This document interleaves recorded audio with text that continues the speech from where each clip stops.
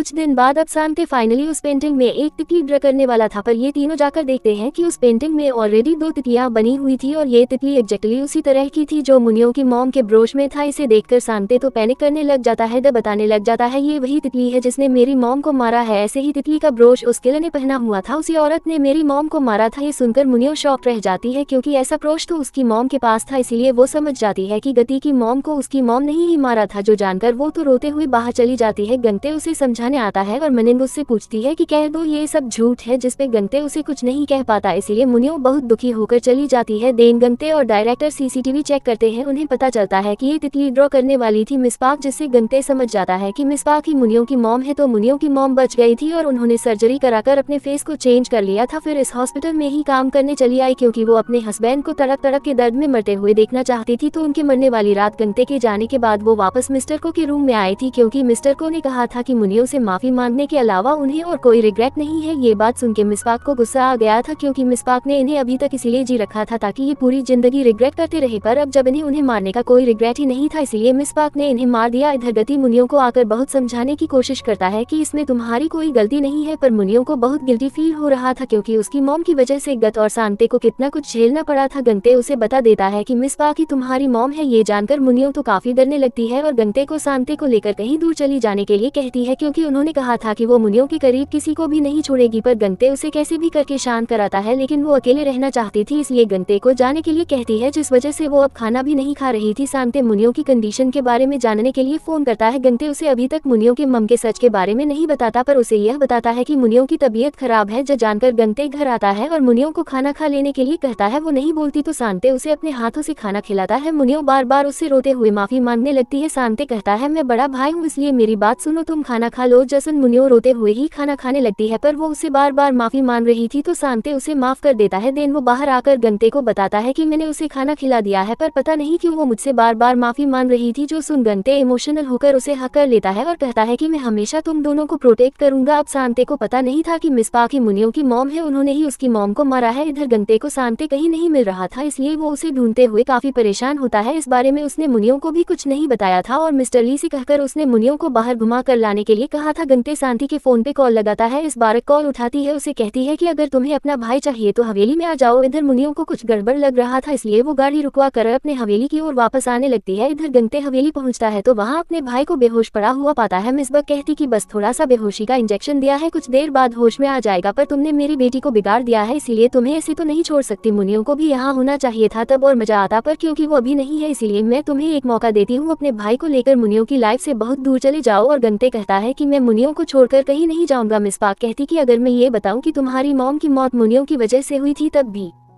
नहीं जाओगे। इसे हमें एक फ्लैशबैक दिखाया जाता है कि गति की मॉम इसी हवेली में काम किया करती थी। एक दिन उन्होंने मुनियो को देखा जो कि एक पंछी को देख रही थी जिसे चोट आई थी, जिसे देखकर उसने गति की मॉम को कहा था ये पंछी तो अब उड़ नहीं सकती इसलिए इसे मार देना ही अच्छा होगा। ये सुनकर गति की मॉम हैरान हो गई थी। ये बात जाकर उन्होंने मिनिंग की मॉम से कहा शायद आपकी बेटी को किसी साइकाट्रिस्ट को दिखाना चाहिए। बस ये सुनकर ही मिनिंग की मॉम को गुस्सा आ गया था इसलिए उन्होंने गति की मॉम को घर जाते हुए मार दिया था। ये बताकर मिसबाक तो किसी साइको की तरह हंसने लग जाती है, जो देखकर गंते गुस्से में उन्हें मारने चला आता है, पर मिसबाक उसे एक जहरीला इंजेक्शन लगा देती है। अभी यहाँ मुनियो भी पहुंच जाती है जो चाकू उठाकर अपनी मॉम को मारने आती है और गंते अपने हाथ से उसके वार को रोक लेता है क्योंकि वो मुनियो को अपनी मॉम की तरह नहीं बनने देना चाहता था। लेकिन कुछ ही सेकंड्स बाद गंते बेहोश होकर गिर जाता है। इसे देख मुनियो बहुत रोने लग जाती है। अब मुनिया को किसी और के लिए रोता हुआ देखकर उसकी मॉम को गुस्सा आता है, उसे धमकाने लगती है और तभी गति बुक उठाकर मिसबाक के सर पे मार देता है जिससे वो बेहोश हो जाती है। देन शांति डायरेक्टर को कॉल करता है मदद के लिए। डायरेक्टर पुलिस एंड एम्बुलेंस लेकर यहाँ पे पहुंच जाते हैं। मिनिंग की मम को अरेस्ट कर लिया जाता है और डायरेक्टर गंते को एंटीडोट देते हैं जिससे उसे कुछ घंटे बाद होश आ जाता है। मिनिंग उसे जाकर कहते कि जो कुछ भी मेरी मम ने तुम्हारी फैमिली के साथ किया उसे मैं भुला तो नहीं सकती, इसलिए मुझे अकेला छोड़ दो, तुम दोनों चले जाओ। ये बोलकर अपने रूम में चली जाती है। अगले दिन वो मिस्टर ली को बुलाकर कहती है कि अब वो रिटायर होने वाली है इसीलिए उन्हें भी चले जाने के लिए कहती है। गंते मुनियो से बात करने फिर आता है और मुनियो कहती है तुम जब तक मेरे आसपास रहोगे तो मुझे और ज्यादा बुरा लगेगा, इसीलिए तुम चले जाओ। तो गंते थोड़ा चिल्लाकर कहता कि मैं जानता हूँ कि तुम मेरे बिना नहीं रह सकती, इसलिए ये सब करना बंद करो। ये सुन मुनियो तो गुस्से में कहते कि तुम्हारी हिम्मत कैसे हुई मुझ पे चिल्लाने की। गंते तो थोड़ा घबरा जाता है और कहता है कि शायद इस रूम की प्रॉब्लम है, मैंने तो धीरे से ही खा था। ये बोलकर वो भाग जाता है। अब मुनियो खाना नहीं खा रही थी तो गानते इन बाकी सबको उसकी काफी फिक्र हो रही थी, इसलिए वो सभी एक प्लान बनाते हैं। जरी मुनियो को कॉल करती है एंड बताती है कि मेरी मॉम की तबीयत खराब है, वो अकेले घर पे है, मैं एक इमरजेंसी केस में हूँ इसलिए नहीं जा सकती, तो क्या तुम जाकर उन्हें थोड़ा देखकर आ सकती हो। क्योंकि जूरी को पता था कि उसकी मम मुनियो को बिना खाना खिलाए तो नहीं जाने देगी। मुनियो पहुंच जाती है जूरी के घर पे उसकी मम को सही सलामत देकर। उसे तो जूरी पे बहुत गुस्सा आता है पर जूरी की मम उसे खाना खिलाकर ही छोड़ती है। इधर गंते और सांते अपनी माँ के नाम पे एक पेड़ लगाते हैं, इस पे उनकी फैमिली फोटो भी लगाते हैं ताकि जब भी वो अपनी माँ को मिस करें तो यहाँ आकर उनसे बात कर लेंगे। मुनियो जब घर आती है तो सांते को सीढ़ियों में सोता हुआ देखती है तो उसे जगाती है। सांते उसे एक ड्राइंग दिखाता है जो कि सोते हुए गान की थी। जब वो मुनियो का सपना देखकर मुस्कुरा रहा था, गंते उसे बताता है कि मैंने अपने भाई को पहली बार इतना खुश देखा था, वो इतना खुश तुम्हारी वजह से था। तो अगले दिन मुनियो उसी पेड़ के पास जाती है और उनसे अपनी मॉम के किए की माफी मांगती है। तभी वहाँ गति भी आता है और उसे फिर से मनाने की कोशिश करता है। मुनियो उसे इग्नोर करके जाने लगती है तो गंते फाइनली उसे आई लव यू कहता है, पर मुनियो तो फिर भी आगे जाने लगती है। तो गंते सेम उसी की तरह चिल्ला चिल्ला कर अपने प्यार का इजहार करने लगता है। मुनियो मान गई थी पर वो उसके टाइम का बदला ले रही थी क्योंकि गंते भी उसे बिना जवाब दिए चला गया था। गंते उसके पीछे पीछे घर तक आ जाता है, घर आकर भी उसका आई लव यू बंद नहीं होता, जो सुनकर मुनियो चिढ़ जाती है और उसे कहती है कि अगर तुमने एक और बार आई लव यू कहा तो मैं तुम्हें। ये बोलकर वो चुप हो जाती है, उसे अपने करीब कर लेता है, कहता है कि तुम मुझे क्या। ये बोलकर वो उसे किस करता है, देन कहता है कि क्या मुझे किस करती। ये बोलकर उसे उठाकर ले जाता है और फिर से किस करने जाता है, पर तभी हिरन की आवाज